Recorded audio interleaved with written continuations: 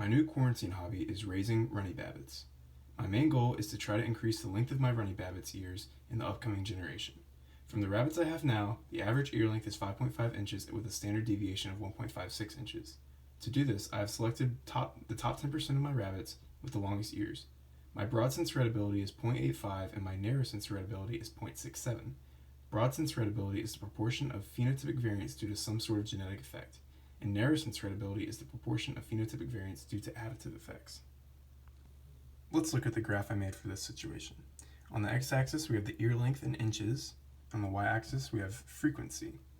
So, from the original population right here, this is the distribution curve. It shows that it is a normal distribution. And then we selected the top 10% of our rabbits. So we filled that in right there. And X bar S indicates the mean of the selected parents. Up here, we have the original population, and X bar O indicates the mean of the original population, which was 5.5 inches. Now we can look at the adjusted curve right here. We can see that this represents the progeny population curve. Now, this graph is shifted to the right because we need to increase the size of their ears. So, in the middle, it has its own mean, the mean of the offspring population, noted as X bar 1.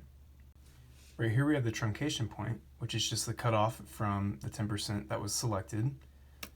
And then we have R and S. R is the selection response, which is the extent to which the characteristic changes over your generation.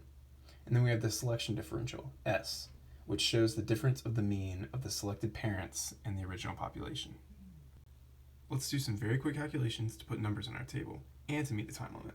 First, we're going to find the truncation point. We're already given mu and sigma in the problem, but to find z, we're going to go over to the standard selection point table. We're going to go to 10% since that's the amount of rabbits we used. We're going to do 1.282. We're going to do positive 1.282 because we're trying to increase the trait. Plug those numbers in, and we get 7.5 inches. To find the selection differential, we're going to use this equation. S equals I times sigma. To find I, we go over to the selection intensity part. And we're using 10% again, so we're going to use positive 1.755. That makes it equal, S equals 2.74.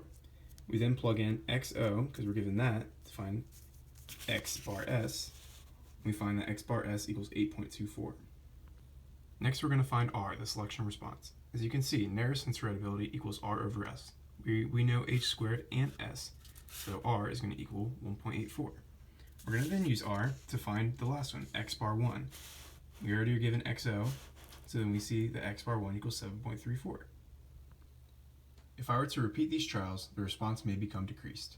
A possible reason for this is that maybe their long ears would make them more detectable as prey to those annoying hawks. The short ears could then hide easier. This would lower the average ear length of my runny babbits. Here's my final graph with numbers. Please pause the video if you'd like to look at it in more depth.